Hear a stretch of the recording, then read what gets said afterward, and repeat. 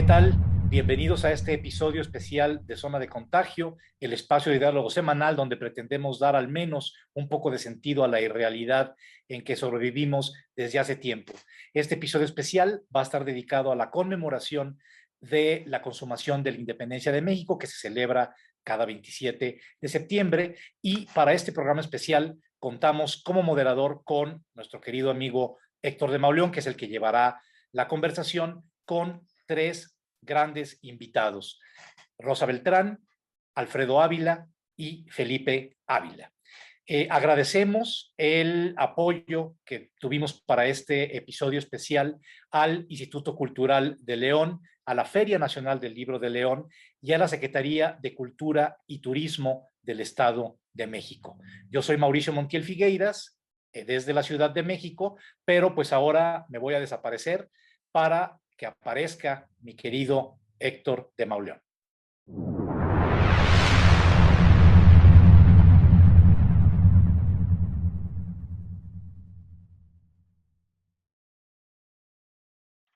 ¿Qué tal? Soy Héctor de Mauleón. Agradezco la generosidad de Zona de Contagio para poder tener esta conversación con amigos y historiadores y una novelista, una escritora muy admirada. Estamos con Rosa Beltrán, mi queridísima Rosa Beltrán. Estamos con Alfredo Ávila y con Felipe Ávila. Rosa Beltrán, pues ganadora del Premio Planeta hace ya unos años con una novela que viene muy a cuento hoy que estamos celebrando los 200 años de la entrada del ejército trigarante a la Ciudad de México, los 200 años de la consumación de la independencia, La Corte de los Ilusos, una novela que le valió el premio Planeta y que abrió, digamos, la puerta a una obra deslumbrante, imprescindible, en la novelística, en el cuento, en el ensayo.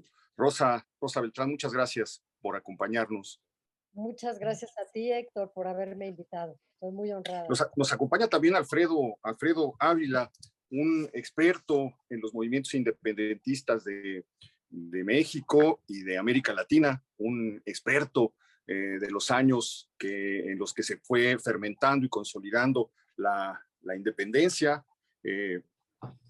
Tiene un libro sobre las independencias de América Latina, precisamente. Tiene otro libro sobre los republicanos en tiempos del imperio, la experiencia de 1808. Son algunas de las obras que le debemos a Alfredo Ávila, que además alumbra desde las redes sociales constantemente sobre cuestiones históricas interesantísimas, imprescindibles. Y nos acompaña también el director del Instituto Nacional de Estudios Históricos de las Revoluciones de México, el doctor Felipe Ávila, del Colmex. Acabo de leer un libro de Felipe completamente sorprendente sobre las compañeras de Emiliano Zapata. Ya ven que está el mito de Emiliano Zapata y Nacho Mier.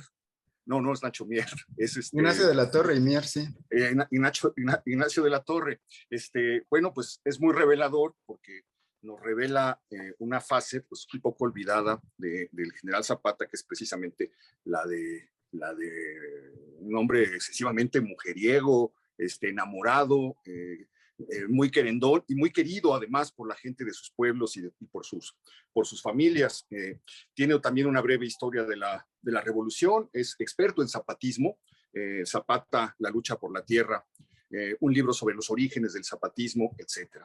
Pues nos hemos juntado todos aquí en esta ocasión precisamente porque se presta la ocasión, los 200 años de la entrada del ejército trigarante, que decía Lucas Alamán que fue el momento de mayor felicidad que había vivido México, del que había registro, esa entrada de 16,000 hombres que avanzan por Bucareli y van caminando luego por lo que hoy es Avenida Juárez y entran por donde está hoy la Torre Latino y ahí se detienen para que le entreguen al militar que va a la cabeza del ejército trigarante, que es precisamente Agustín de Iturbide, las llaves de la ciudad, llaves que rechaza. Bueno, pues todo el acompañamiento que se hace por parte de la ciudad hasta que Iturbide entra al Palacio Nacional, al palacio que había sido hasta entonces el Palacio de los Virreyes, y sale al balcón para ver desfilar esas tropas en el momento mayor de apoteosis y de felicidad, gentes en los balcones, en las azoteas, colmando las calles, aventando flores. Dicen que su caballo avanzó sobre una alfombra de rosas que lanzaba la gente desde los balcones y desde las ventanas, etc. Y de repente este personaje que había concitado, que había avanzado por distintas regiones del país, concitando el júbilo, concitando la admiración, los elogios, etcétera, pues termina convertido 200 años después, pero desde mucho antes, en uno de los grandes apestados de la historia de México. Me gustaría platicar con ustedes sobre la conversión, sobre este proceso de caída de Iturbide, por qué se dio, cómo se dio, quién es Iturbide, ¿qué encuentran ustedes de atractivo, Rosa, tú como escritora? ¿Qué fue lo que te acercó a este personaje?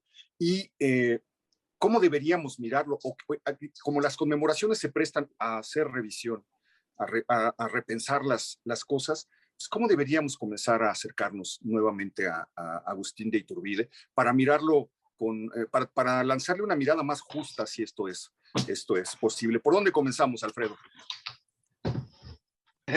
Pues mira, la verdad, como historiador, mi punto de vista es que en realidad hay que entender sobre todo los contextos y hay que entender la trayectoria que tuvo Agustín de Iturbide como militar, como comandante de milicias en el Bajío, también en Michoacán. Él era de origen michoacano, como sabemos, y vinculado con la oligarquía michoacana. Él estaba casado con la hija del hombre más poderoso y más rico de Valladolid. Un tipo ambicioso, muy ambicioso, por supuesto. ¿Qué político no lo es? No, esto no es extraño. Se le acusa también de ser muy cruel. Sí, también lo era. Las tácticas que usó en la contrainsurgencia no dejan lugar a dudas. Alguien podría decir, bueno, eso hicieron todos, eso hizo Miguel Hidalgo cuando entró a Guanajuato o a Guadalajara. Es verdad, pero esto no deja de ser también un elemento de este personaje, y que además supo construir una narrativa a su alrededor. Buena parte de la historiografía que siguió después está fundada precisamente en las memorias de Agustín de Iturbide y en cómo él quiso presentarse ante México. Felipe, bueno, sí, un personaje cruel, sanguinario. Se le acusa de llevarse, de secuestrar a los familiares de los insurgentes, y era algo que causaba pues muchísimo resquemor, sobre todo porque había familias que tenían por un lado, algunos familiares peleaban del lado de los insurgentes y otros estaban del lado de los realistas, como pasa en muchos procesos. Entonces esto lo fue haciendo un personaje tremendamente controvertido, pero sin embargo fue un personaje que logró la proeza de, por un momento, colocar a todo el país a su lado, convencerlo de que lo siguieran y de que lo acompañaran. ¿Cómo se dio este proceso? Bueno, sí, yo creo que tiene razón Alfredo. Creo que es un buen punto de partida comenzar por el contexto.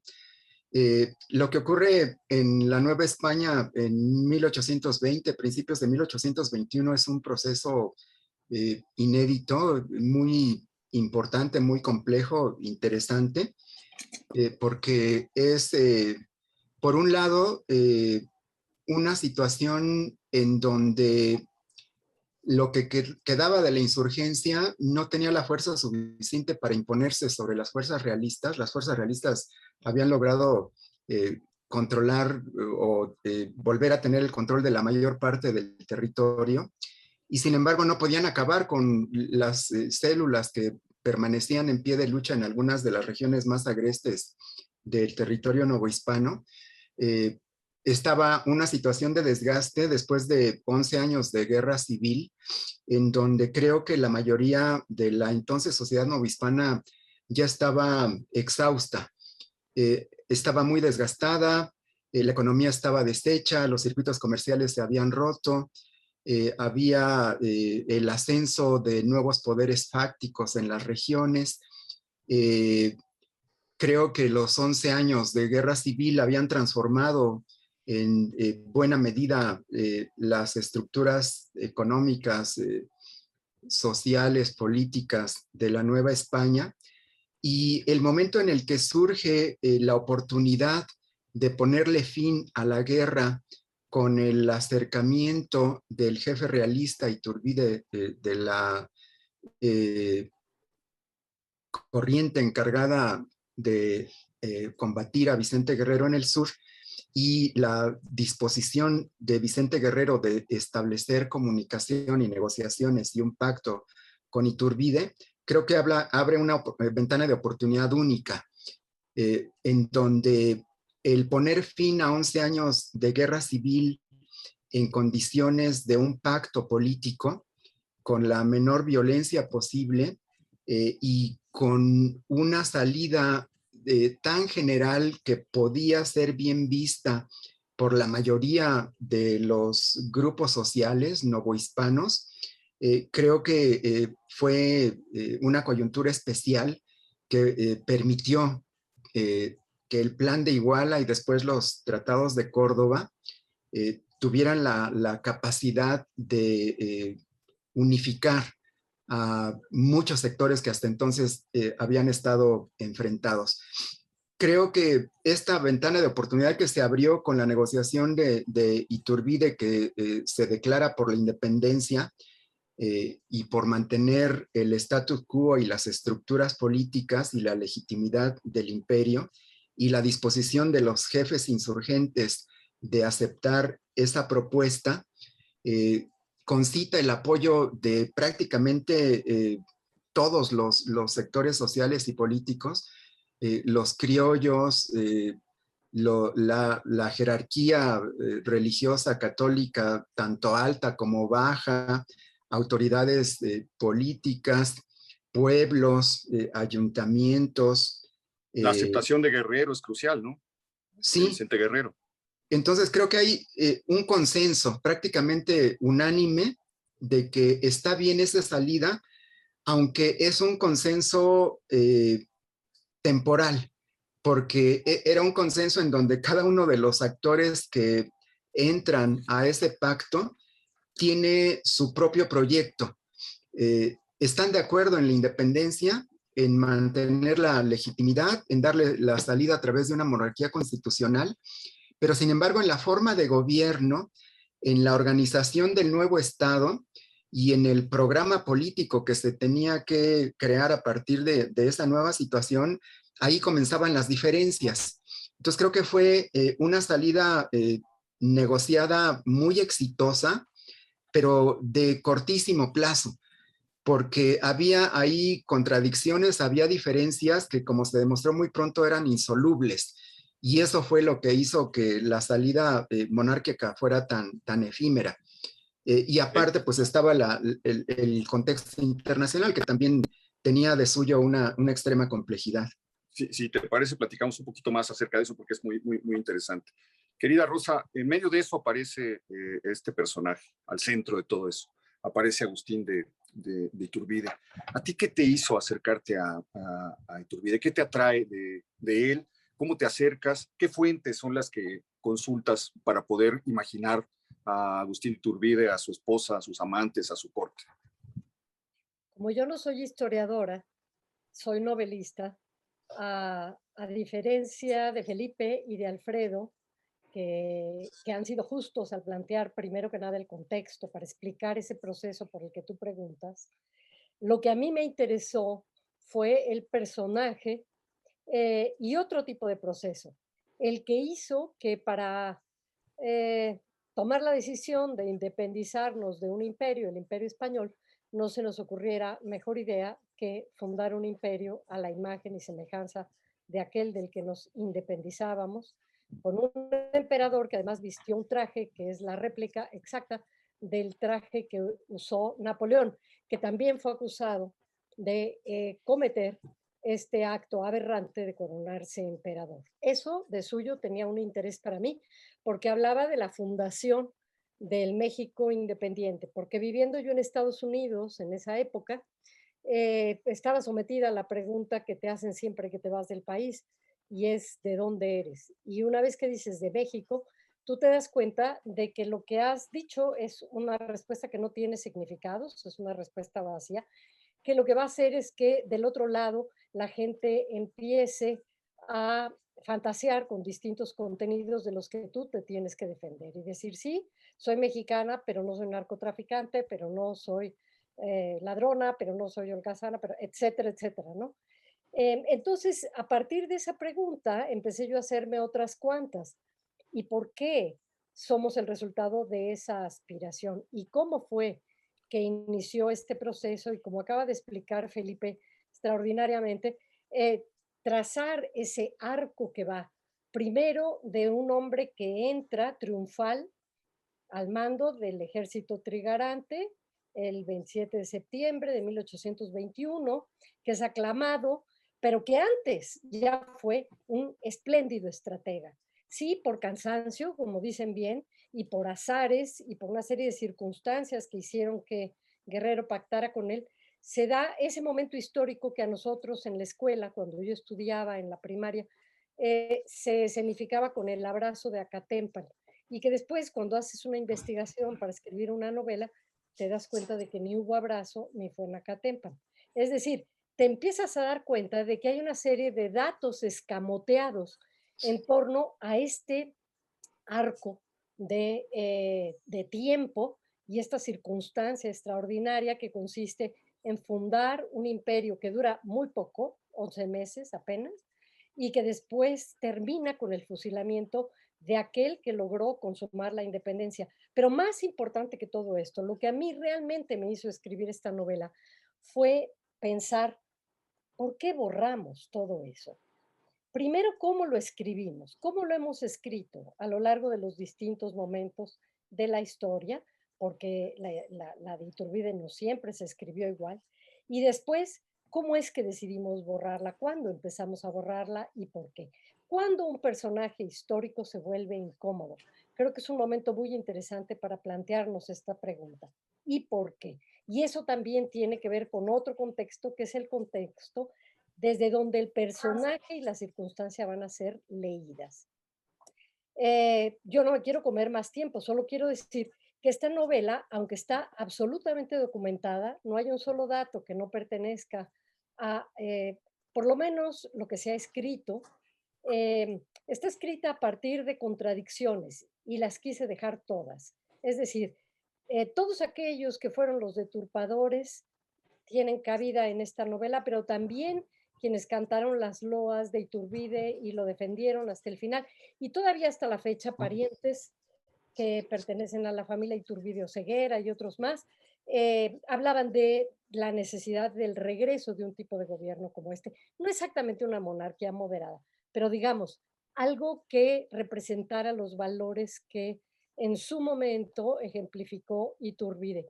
Esto es lo que para mí fue más interesante, mostrar ambas caras, ponerlas a debatir en esta novela que por algo se llama La Corte de los Ilusos, y darme cuenta, después de haberla escrito, que es muy difícil odiar al personaje igual que amarlo incondicionalmente. Es decir, que está hecho de la materia de la que están hechos todos los humanos y de los momentos históricos por los que él va transitando, porque no es lo mismo ser un general y mucho antes de eso ser un soldado obediente que convertirse en un emperador y decir, yo no quise, fue el Congreso, fueron los demás, ¿no?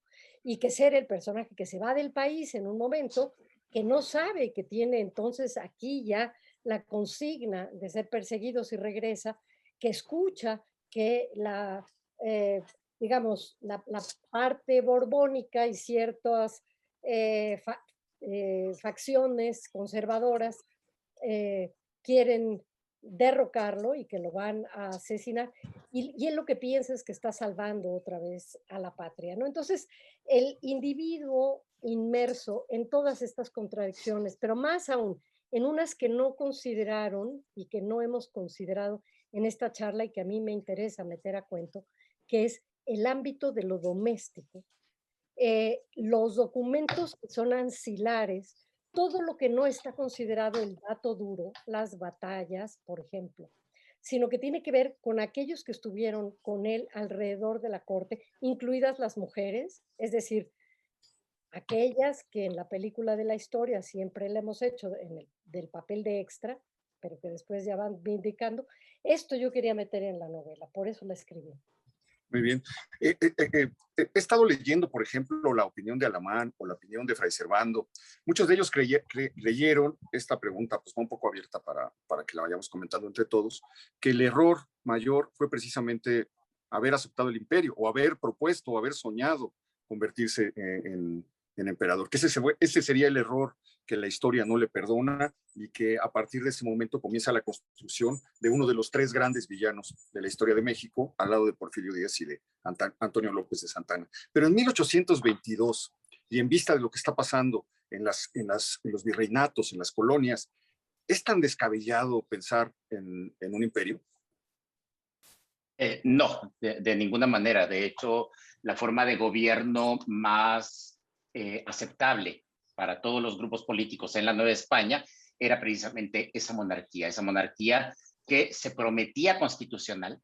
Tampoco es que fuera una monarquía constitucional, pero se prometía constitucional y que incluso en Europa era un poco la búsqueda de la mayoría de los políticos progresistas de la época. Hay que recordar que en ese momento se consideraba que la república, hay antecedentes republicanos en Francia, Estados Unidos, que siempre fue visto como una cosa rara, no son experimentos que hayan dado muy buenos resultados. La república empezó a asociarse con los excesos, empezó a asociarse con el terror, empezó a asociarse con la falta de orden, y la monarquía parecía que podía ser algo que podía atemperar esas pasiones y podía controlar la situación, pero constitucional, lo que significaba al mismo tiempo que habría división de poderes y habría una constitución que otorgaría derechos a los ciudadanos. Entonces, no era una opción políticamente extraña, al contrario, era como la más aceptable. Y también resultó ser lo más aceptable coronar a Iturbide. Y resultó ser lo más aceptable porque ante la negativa de la monarquía española de enviar ya sea a Fernando o alguno de algún integrante de la familia real, pues había que buscar emperador en otra parte. El Congreso tenía plena facultad para hacer esto, y pues Iturbide sin duda era el individuo que tenía en ese momento más popularidad, mayor poder, mayor fuerza, y pues no resulta extraño que se hubiera coronado, aunque también hay que decirlo, él siempre dijo, fue el Congreso el que me eligió emperador, pero también es verdad que él hizo bastante para conseguir eso.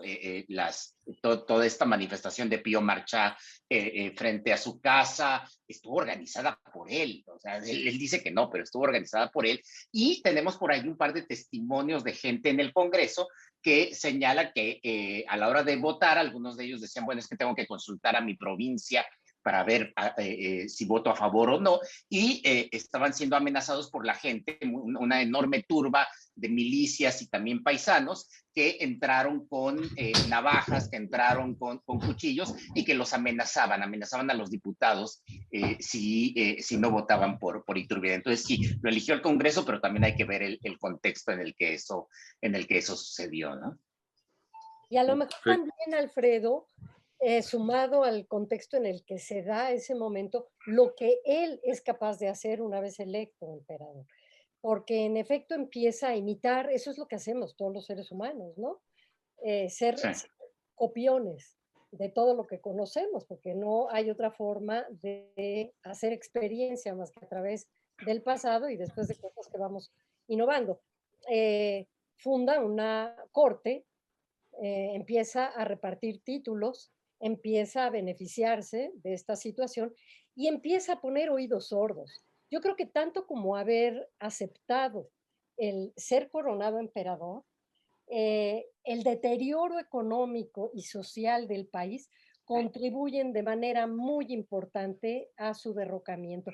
La inmensa desilusión de saber que después de las promesas lo que vino fue una pobreza mayor y un cerrar los ojos ante toda esa pobreza que rodeaba los fastos de esa corte, ¿no? Que además, pues siguieron siendo muchos porque el emperador no llega solo, el emperador siempre llega con su corte de aduladores que quieren, porque tienen razones para quererlos. El general Santana entre ellos, ¿verdad?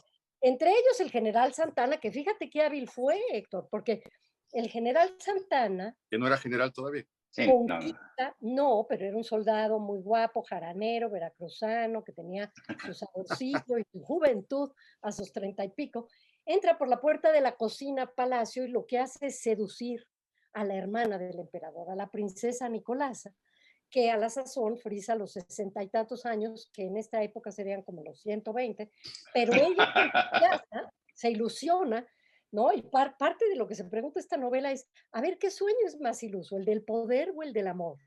Sí, ambos están en los extremos, de acuerdo, pero Nicolasa es quien permite en realidad que Santana vaya cobrando mayor fuerza cada vez. Y esto está documentado también en otra novela extraordinaria, de Rafael F. Muñoz, y en documentos varios, ¿no? Felipe. Yo creo que también hay que entender a Iturbide como personaje, con una formación, con una trayectoria, con unos valores, con una ubicación social, con un proyecto muy definido.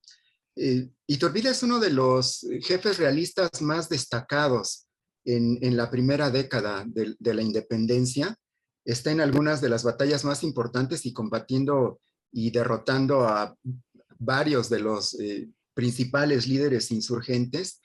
Y finalmente Iturbide es un criollo que defendió al imperio, que hizo suyas la causa realista y que sin embargo tiene el pragmatismo político para darse cuenta después de 1820 y en el nuevo contexto que se crea a nivel internacional y también a nivel interno, de que se puede adoptar la bandera política que había estado combatiendo hasta entonces, pero dándole otro significado. Pero eso no borra su identidad, sus valores, su trayectoria, sus intereses y su formación dentro de un grupo criollo que tiene muy claramente una identidad de intereses, de grupo, de proyecto, que creo que es muy clara y que ve la posibilidad de hacerse del poder. Pero se hace del poder a partir de esa perspectiva, de esa visión, de esa cosmovisión. No se hace demócrata, no se hace republicano, no podía serlo. A lo mejor obligado por la fuerza de las bayonetas, quizá es algo que no lo sabríamos, pero creo que no podía hacer otra cosa, no podía traicionarse a sí mismo. Él era eso que hizo. Creo que difícilmente podía haber hecho otra cosa, y eso que él era y que intentó hacer funcionó de manera efímera para poder concluir la independencia de manera exitosa, pero no funcionó para construir el nuevo Estado independiente que surgía de esa decisión. Para eso ya no bastaba con la salida y la propuesta que había implementado, y por eso es que no supo qué hacer, fue rebasado, pero además creo que también cometió costosísimos errores. Estando en el poder, pues trató de consolidar a su grupo, trató de eliminar a los rivales, trató de hacer maniobras, a veces no muy éticas, y se hizo del poder y se pudo convertir en emperador, pero creo que esa salida que podía parecer viable y aceptable en 1821, en 1822 ya no se podía, porque creo que lo que no se dio cuenta Iturbide es que el país que nacía era un país distinto al país que había en 1810, que había jefes militares y jefes políticos y había nuevos actores que se habían empoderado durante los 11 años de guerra civil y que es como si hubiera abierto una caja de Pandora, que esos nuevos actores que controlaban sus regiones y que habían secundado el plan de Iguala y los tratados de Córdoba, ya no estaban tan de acuerdo en respaldarlo como emperador, y además con las actitudes que comenzó a tomar de, como dice Rosa, hacerse de oídos sordos ante las demandas y ante las peticiones de grupos muy poderosos, pero además porque creo que sí trató de fortalecer su poder violando un poco las reglas del juego que él había propuesto y que habían entendido los actores que lo secundaron que iba a cumplir, y que se dieron cuenta muy pronto que no era así, que él mismo estaba traicionando su propuesta, o lo que ellos habían entendido como que era su propuesta, y ahí comenzaron las dificultades. Y este político pragmático que pudo conducir de manera exitosa el proyecto de independencia, que también hay que subrayarlo, es muy distinto al proyecto de la primera insurgencia de Hidalgo y de Morelos. Ya no es capaz de resolver las contradicciones y los problemas que le estallan en cortísimo tiempo, y se ve absolutamente rebasado. Ya no tiene, por ahí decía Mauricio Tenorio, no le toca la misión de hacer patria, sino de hacer Estado. Y ahí eso es crucial, porque el que va a hacer patria es muy fácil que sea un héroe, el que va a hacer Estado, pues es muy fácil que se convierta en un villano. ¿Qué se necesita en México para convertirse para volverse un villano, para llegar a los niveles de Iturbide, de Santana, de Porfirio Díaz? Pues mira, no, Rosa, adelante. No, es que lo que yo voy a decir es que no, a mí no me queda tan claro que Iturbide sea un villano. Es todavía peor lo que pasa con Iturbide. Mira, cuando cayó... Que no existe, es una no persona. Cuando cayó el imperio, se reunió de nuevo el Congreso, y una de las primeras medidas del Congreso fue declarar insubsistentes el plan de Iguala y los tratados de Córdoba. Eso nunca ocurrió, como si eso nunca hubiera ocurrido. Se borró de un plumazo, es decir, ahí de manera clara se borra lo que había sucedido en los años anteriores. El país era independiente, por supuesto, pero no es ni por Iturbide ni por nada. Entonces, después, durante el siglo XIX, efectivamente, la consumación de la independencia fue importante y se recordó durante buena parte del siglo XIX. Toda la primera mitad del siglo XIX se celebraba, por supuesto, el 16 de septiembre con su verbena del 15, las famosas vísperas que ahora forman parte también de la tradición de la noche del 15 de septiembre. Pero también se celebraba el 27 de septiembre, y durante algún tiempo se celebró incluso el 11 de septiembre, que fue el día en que los españoles fueron derrotados en Tampico por Santana. Por supuesto, quien lo celebraba era el propio Santana, ¿no? Cuando estaba en el poder. Pero ya en la segunda mitad del siglo XIX, el proyecto monárquico se asoció con la idea del imperio de Maximiliano, y por lo tanto los gobiernos liberales decidieron dejar de celebrar el 27 de septiembre y empezar a olvidarse de Iturbide. Me parece que ese olvido que estuvo presente en todo el porfiriato, con algunos bemoles, porque durante el porfiriato sí se recuperó, pero se recuperó de una manera muy extraña. Hoy tuvimos una polémica hace unos días porque el gobierno federal mexicano publicó como parte de su propaganda conmemorativa el acta de independencia de la República Mexicana. Bueno, esa acta de independencia de la República Mexicana, con ese nombre, República Mexicana, está en carteles de la época de Porfirio Díaz, del gobierno de Porfirio Díaz. Se trataba de ignorar a Iturbide, y todavía en 1921, cuando el centenario, pues no debemos olvidar que es el momento en el que se quita el nombre de Iturbide del Congreso, se eliminan las letras de su nombre, y en 1971 se declara que el auténtico consumador es Vicente Guerrero. Entonces, fíjate que ni siquiera no es Santana.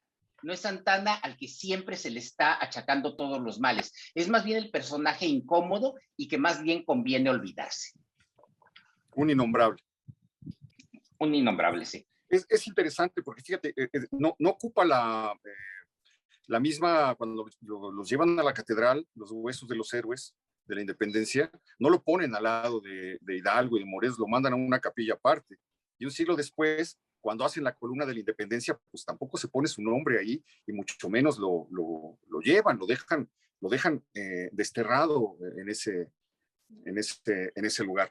¿Se merece Iturbide estar donde está en la historia? Incluso una cosa más, la bandera que es la del ejército trigarante con variantes, pero digamos, religión, unión, independencia, estuvo asociada a Iturbide por muchos años. Incluso el himno nacional tenía una estrofa. En 1910 la quitan.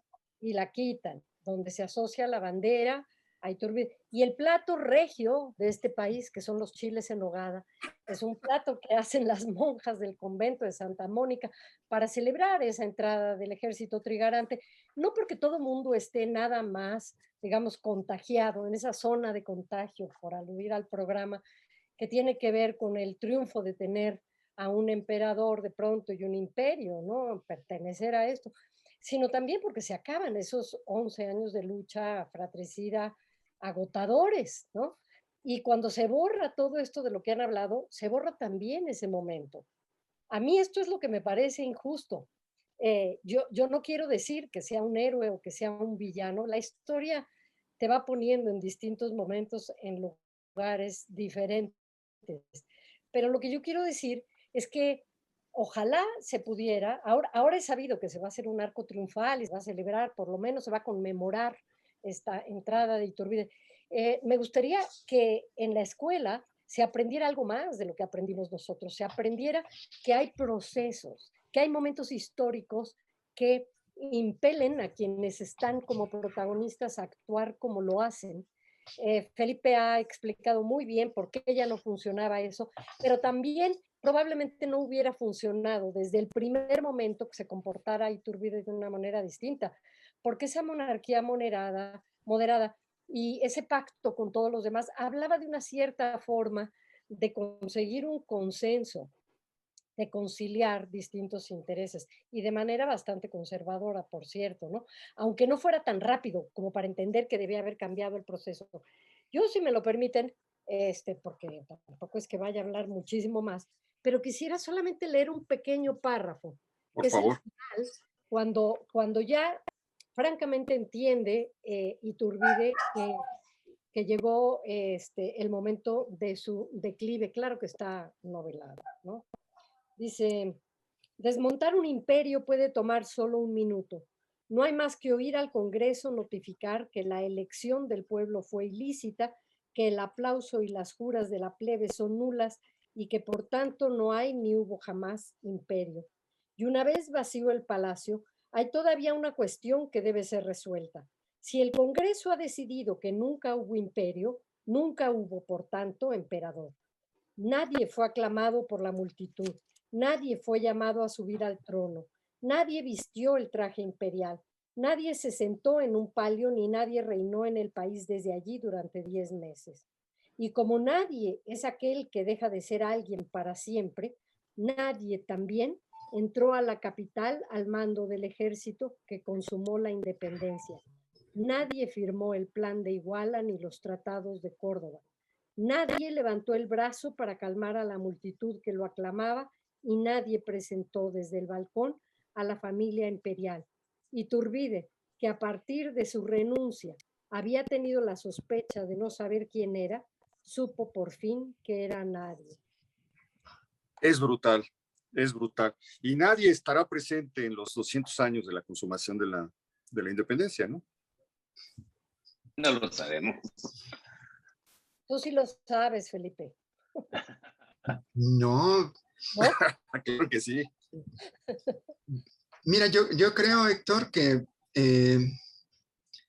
como historiadores y como amantes de la historia y de nuestro país, es muy difícil y yo creo que no es nuestro papel juzgar, no podemos ni condenar ni absolver. Yo creo que lo que tenemos que hacer es tratar de entender a los personajes y tratar de entender también a los procesos, como dice Rosa, y tenemos que explicarlos. Y para poder hacerlo es necesario meterse en los zapatos de las personas, hombres o mujeres que estamos estudiando y tratar de vivir su situación y de explicar los actos que hicieron y las decisiones que tomaron a partir de sus circunstancias. Yo creo que eso es lo que tenemos que hacer como historiadores y como amantes de la historia de este país. Y un problema que me parece que también es muy complicado es que México sigue siendo un país tan desigual, con tanta pobreza, con tanta marginación, con tantos problemas no resueltos, que es muy difícil tener una lectura de la historia que no tome partido, porque las preguntas que hacemos a la historia son siempre desde nuestro presente, no son preguntas neutras. Hay algo que nos lleva a investigar a un personaje, a un acontecimiento, a un proceso, y siempre eso responde a una necesidad que tenemos ahorita. La historia es siempre un vínculo, un diálogo entre el presente y el pasado. Le preguntamos a la historia desde nuestros ojos presentes para encontrar respuestas que necesitamos ahorita para entendernos y sobre todo para ver de dónde venimos y para poder sacar experiencias que nos sirvan y que contribuyan a resolver los graves problemas que tenemos. Y desde este punto de vista, yo creo que es quizá un poco más fácil entender por qué a Iturbide le pasó lo que le pasó. Porque, en efecto, él ofreció una salida política conservadora, moderada, que era muy pragmática y que sin embargo no pudo ser viable y cometió errores que le costaron caer del poder de manera súbita, pero casi inmediatamente fue echado al basurero de la historia como un traidor a lo que había sido, quizá también por las expectativas enormes que había levantado y que no se cumplieron. Eh, es muy difícil poder eh, ver un juicio objetivo de un personaje en una encrucijada de la historia como esta, que no concite pasiones, que no concite odios, que no concite amores, que no se le idealice, que no se le satanice, es extremadamente complicado. Creo que a los historiadores nos correspondería ese papel y creo que es en parte lo que estamos tratando de hacer. Y creo que escritores como Rosa y como muchas otras y muchos otros, lo que tratan es de mostrarnos el alma de los personajes desde adentro de ellos mismos, ¿no? Yo creo que es complementaria la labor de los historiadores y de los escritores, de los novelistas, y que ayuda a entender la complejidad de nuestra historia. Pero sí creo que Iturbide es un personaje complejo, es un personaje que sin duda tuvo fortalezas, pero que también tuvo debilidades, y pues tuvo la desgracia de que cuando fue su eclipse, sus debilidades fueran predominantes abrumadoramente, y que pues entrara, como se ha dicho aquí, al limbo, a la no existencia, a la ignorancia. Eh, pero creo que él tuvo responsabilidad en eso. No fue gratuito que eso ocurriera. Eh, y yo creo que parte de lo que ocurrió es que él, ya estando en el poder, no supo entender realmente la situación que había cambiado, que se había catalizado a partir de la independencia. Creo que ahí sí no, no tuvo respuesta. Yo creo que el siglo XIX está lleno de Sí. gobernantes que no entendieron su momento. No lo entendieron y sin embargo no están en el basurero de la historia y sin embargo no han concitado el odio que Iturbide, desde Vicente Rocafuerte, desde ese momento, sus contemporáneos empezaron a darle, pero sin piedad. Entonces, eso hace que Iturbide sea un misterio de la historia. Por ahí vi una entrevista que dio mi querida Rosa, donde lo consideraba un fantasma de la historia. Claro. Lo acaba de definir perfecto al decir que es nadie. Por eso decía yo que nadie estará presente en la consumación, porque parece que 200 años después sigue sin encontrar un lugar dentro de la historia de México. ¿Están de acuerdo en eso? Sí, pero mira, sí creo que hay que ser muy claros. Una cosa es el trabajo que nosotros podemos hacer, ya sea desde las letras o desde la investigación histórica para comprender procesos. Y otra muy distinta es el relato sobre el pasado que todos tenemos. Todos hacemos relatos sobre el pasado, todos contamos historias sobre el pasado y el Estado también lo hace. Y el Estado mexicano, no de ahora, sino de hace muchas décadas, ha decidido que Iturbide es más bien ocupa un lugar olvidable. Así como nosotros también olvidamos algunas cosas de nosotros mismos cuando nos incomodan. El ser héroe o villano, y allí discrepo un poco de Felipe, no es algo que se gane o el propio personaje.